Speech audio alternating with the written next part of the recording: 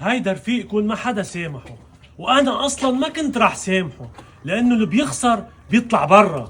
التحدي بس كان لشوف مين منكم اللي بيسامح.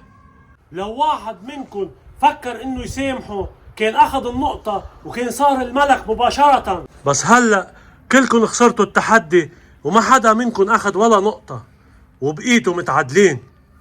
بتستاهلوا، كلكم بتستاهلوا. وهلا 3 وزراء بقيوا وصلوا للنهائي، هني ألما ومايكل وماريا. انا اللي رح صير الملك فيكم. هلا بنشوف.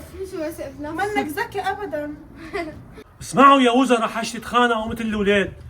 الملك لازم يكون حكيم، وانا كرمال هيك رح اعطيكم كل واحد لغز، ويلي بيخسر بيطلع برا. اوهو انا اذكى واحد، انا ملك الالغاز.